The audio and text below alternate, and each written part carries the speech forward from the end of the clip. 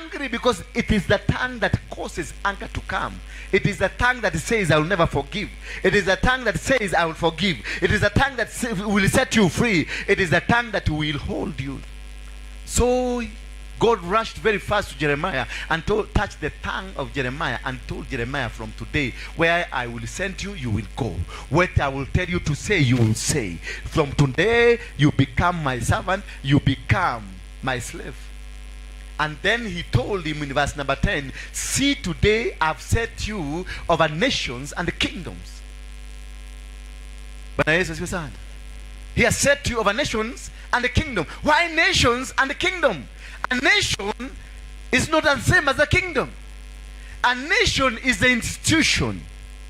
Country Kenya is nation. Marriage is a nation. A church like this one is a nation. The school you go is a nation.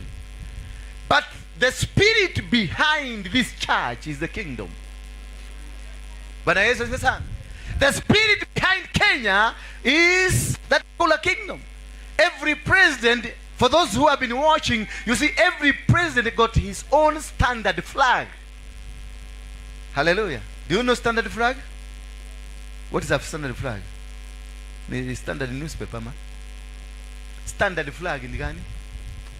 Baba? Yes, the personal flag. And he decides the color. He decides the design. It is not decided by his own wife. Not even the people around him. It is him, because that is the spirit that will rule the nation. That is the spirit. That's why you see Uhuru Kenyatta decided to rule like his father. You can see his behavior and the character was of an old man. Because he chose the flag of his father, who died at 78. He died at what? How many years? 78. If you add 78 until when Uhuru became the president, how would his father be?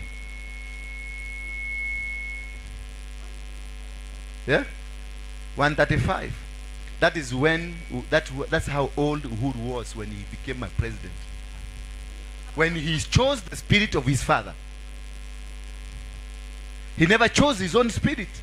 When he decided to choose the spirit of his father, he usurped and he agreed with the spirit of his father that was 135 years old. That is why he used to drink much, because old people, they drink much. That is why he will not listen to an agreement. You know that sometimes he said, huyu kijana. Remember when Uhuru said, ati huyu kijana lazima atulie kwanza kidogo, tutampatia kiti baadaye. And they are age mate, but he called him huyu kijana. It is not Uhuru who was speaking. It is Kenyatta, the father, who was speaking. Hallelujah. Bwana Yesu asifiwe sana. All the characteristics of Uhuru as he was doing the politics of Kenya, he did like an old person, because he chose the flag of his father, the spirit of his father. Right now, if you meet Uhuru, you find the younger Uhuru. Right now, when he's out of office, he's behaving like a younger, vibrated somebody. He's moving Congo. He's made peace in Congo. He's making peace in Ethiopia now. A thing that he never made in his own house with Ruto. He failed. He never brought us together. He caused a lot of violence. He caused Ruto to go a bitter man, and very many people to go bitter men in the country. But now he has united Congo. He's meeting rebels, and he's meeting rebels in Ethiopia, and they are listening to him, because that's now an Uhuru without his father. Hallelujah. Hallelujah. Mpaka huyu ameekelea pesa. Unataka kuwa Uhuru mzee ama Uhuru kijana?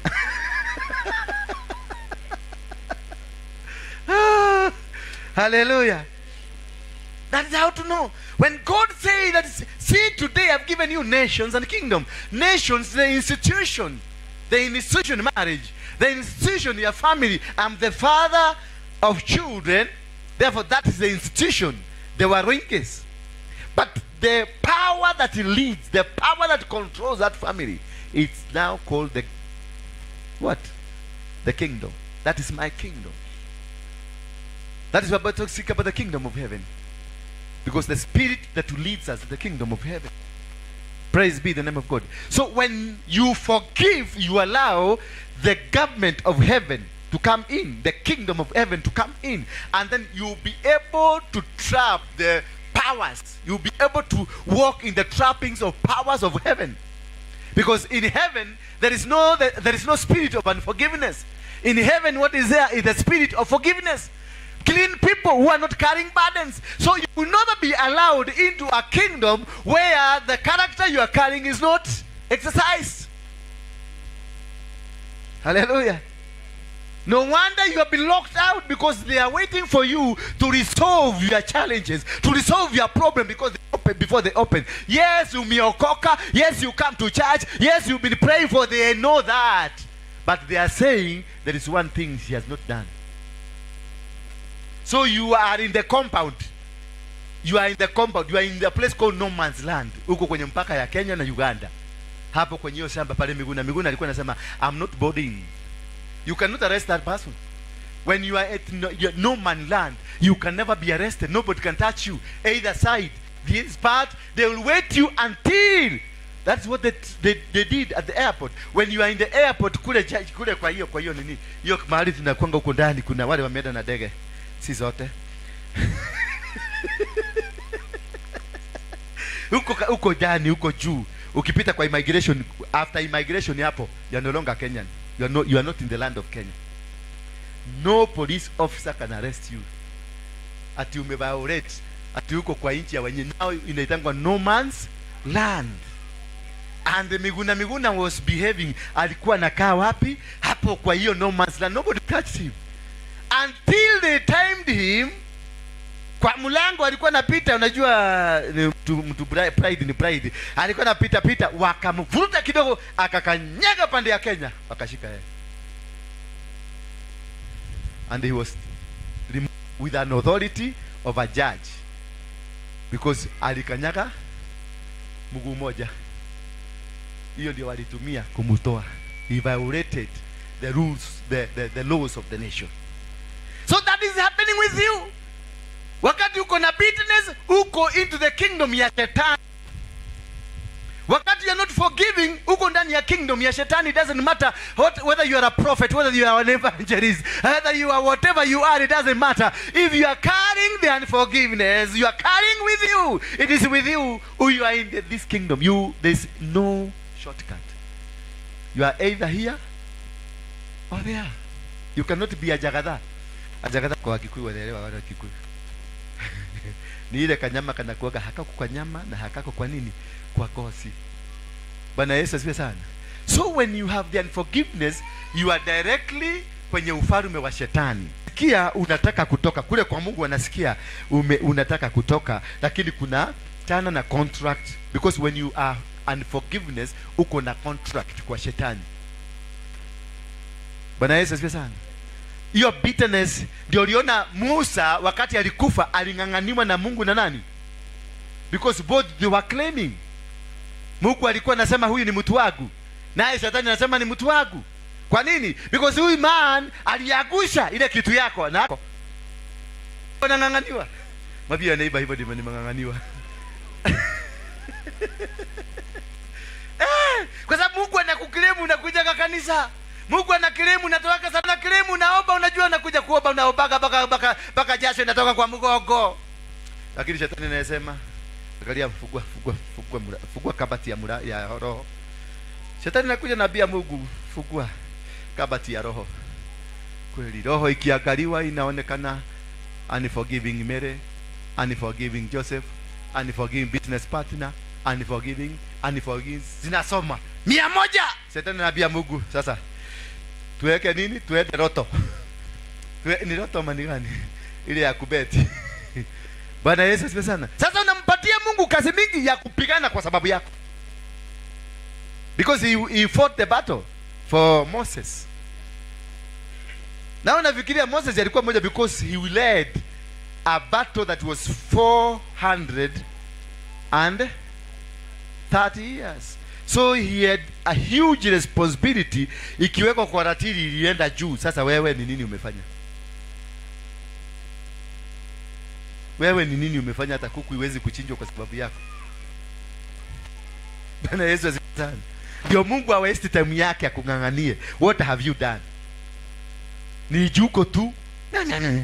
Nai tamakai kai ni makire ni dakina ku mama makire makai tamakai adu marare na besha kai marare na besha yu ateni o maroke te imagine kitaka kukopa makana matani kai ni dakina hasa niambie ni Mungu atakusikiliza hiyo ushetani uko nayo ama atasikiliza venye utakuwa forgiven? If you don't have anything, even a piece, even an inch, a note of anything, Moses had a claim. Moses had something that he can say that I liberated the people. I did this job for you. God, forgive me. There's a reason. Mungu anakuita kuja tuongee. Na ndio na shetani alipokuja, Mungu alimuweka kabla na akamweka hapa akamficha hapa because kuna kazi kubwa alifanya ya Mungu. Wewe umefanya nini? Hata sadaka utoaje? Ni maombi tu, nataka maombi. Bwana asifiwe sana. Hallelujah. Is the message sinking? Is the message sinking? Baka hapo tuko upande ya Mungu ama upande ya shetani? Yeah? I want to hear you. Baka hapo tuko. Uko upande ya Mungu ama uko upande ya shetani? Hello? Baka hapo tuko. Uko upande gani? Ya Mungu nimesamehea. Samehea. Saa ngapi? Ulisema saa ngapi? Lini? Saa ngapi? Umeambia nani? Hapana, hujasameheana. Sijamwambia kwa maana sijamkaribia. Ya Mungu ya kumsamehe.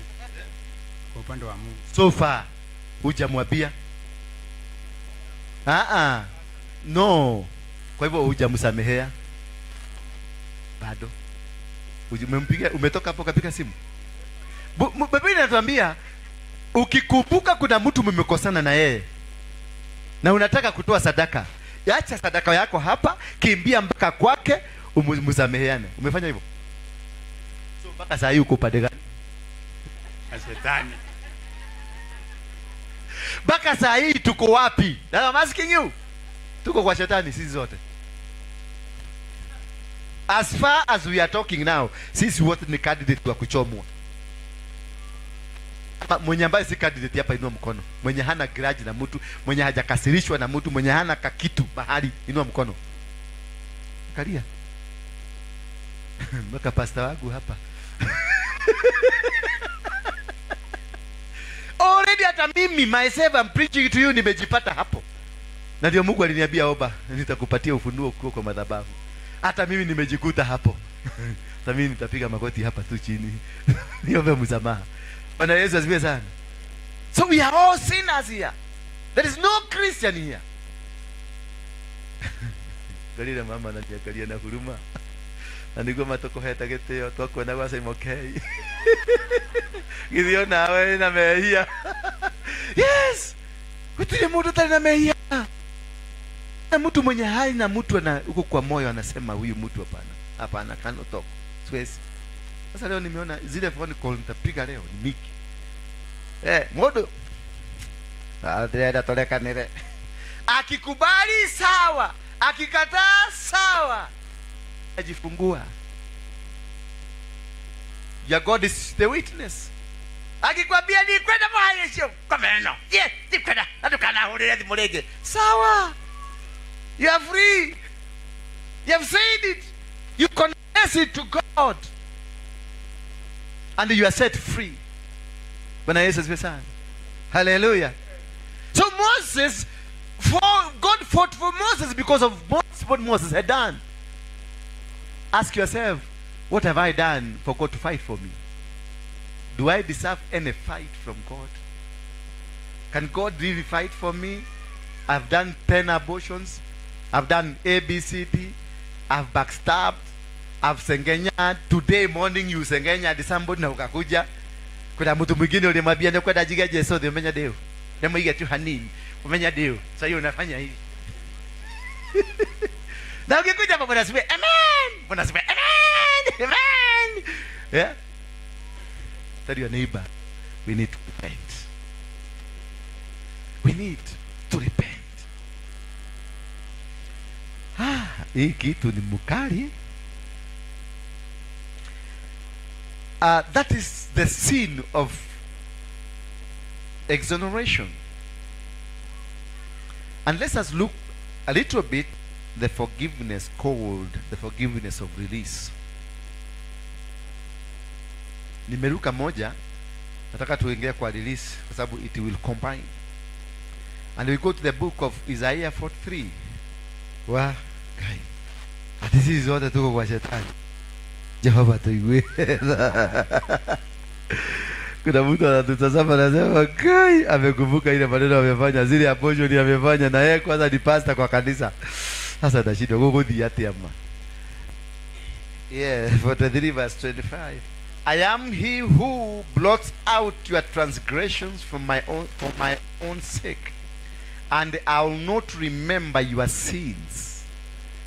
That is what we call the forgiveness of release. Once you do the forgiveness, because I believe you are going to do that, release it completely. And never remember what they did. Never remember that husband, what he did to you. Never remember that woman, that man who raped you. Never remember those people who have lived against you. You said, because God says, I am who? That releases everything. Mwenye anasafisha na naondoa and forgets the whole story about what you've been going through and what you did. Because when you are a sinner, God used to count everything you did. When you move from one man to another man, when you move from one woman to another woman, when you did that abortion, when you did that, when you destroyed that business by backbiting, the person who is suffering because of you, and you forgot it, now you are a holy person going to heaven. And a singer, a great singer. Yet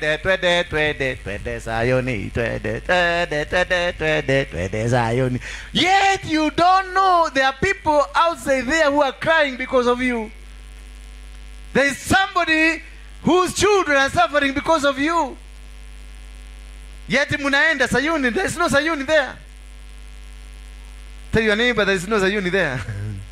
Ni Sayuni yako, mwambie ni Sayuni yako hiyo. Ulijitengenezea lazima. Leo inauma. Sema inauma. I am he who blots out your transgressions for my own sake, and I will not remember your sins. Put me in remembrance. Let us argue together. Set forth your case, that you may be proved right. Come reason together. That is what God is telling you. Come, reason. Let us reason together. Kuja, ukatuiguidhanie. Njoo tusemesane. He's telling you come. Kwa sababu kuna mambo ulifanya na ukumbuki. Kuna vitu ulifanya na ukumbuki. Anataka kukukumbusha kwambie, do you remember that boyfriend kale ulikafanya madharau? Kale ulikaabia nitumie fare na hukuenda. Kama ushaitumiwa fare na hukuenda, enda urudishe hiyo fare. Bwana Yesu asifiwe sana. God is saying you come, let's listen. Let's kuja tuzungumzane, kuja tuabiane. Bwana Yesu asifiwe sana. He is telling you come repent, I'm ready to receive you. Come. Release, wachana na hizo vitu. I'm a God that releases. I'm a God that forgives. I'm a God that forgets. I'm a God that loves you. Anasema tu kuja tusemesane. Come, let us reason together, and let us move together so that we can be able to become one.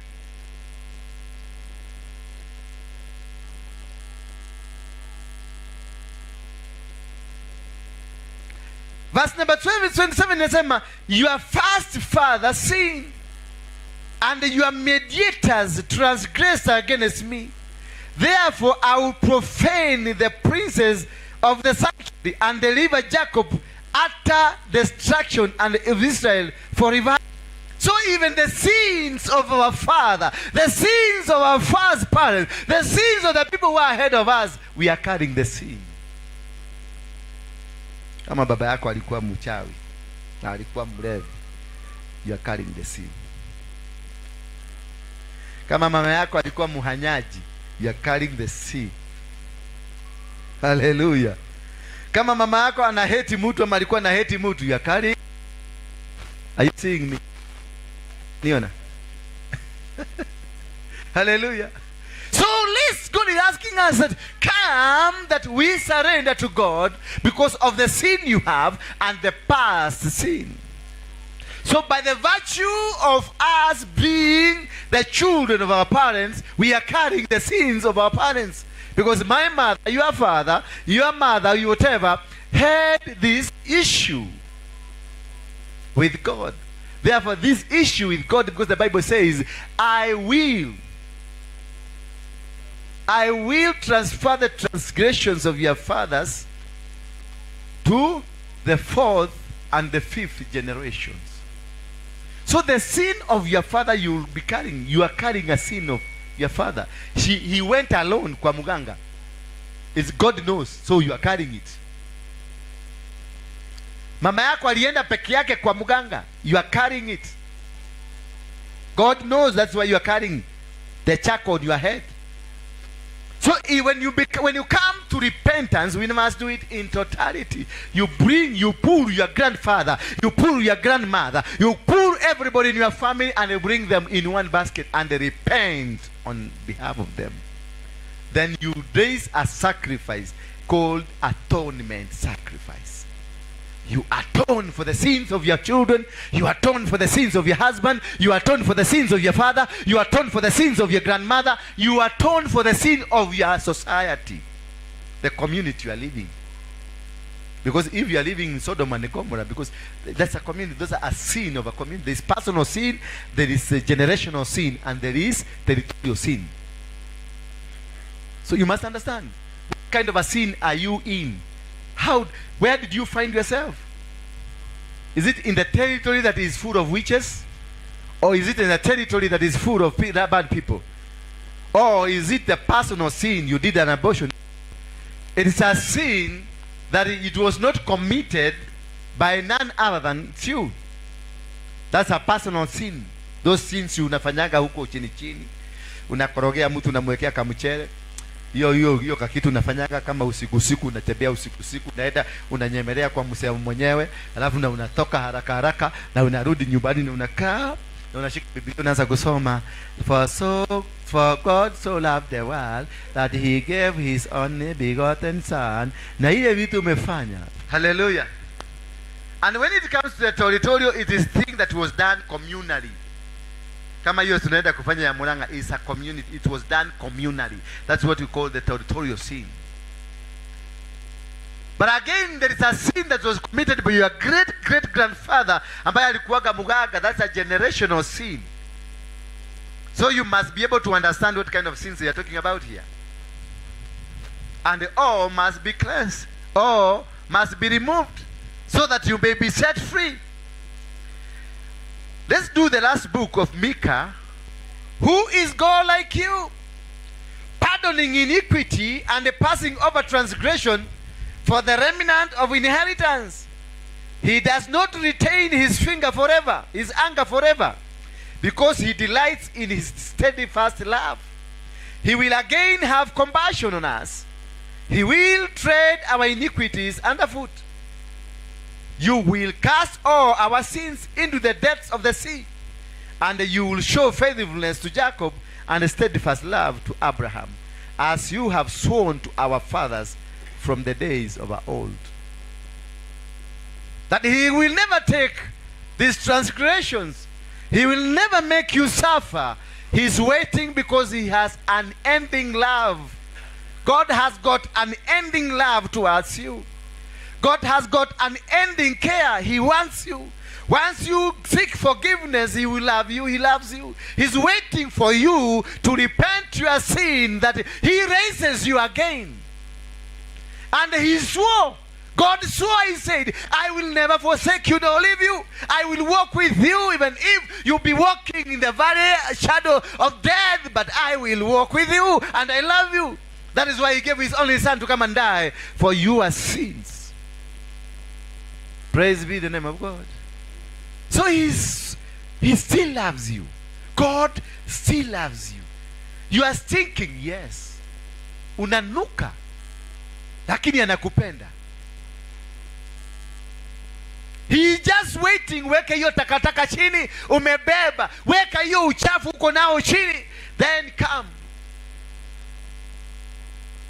Hallelujah. Then come back. Stop that stupid things you're doing.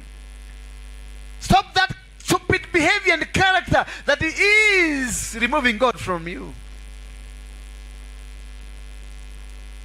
Hallelujah. Hallelujah.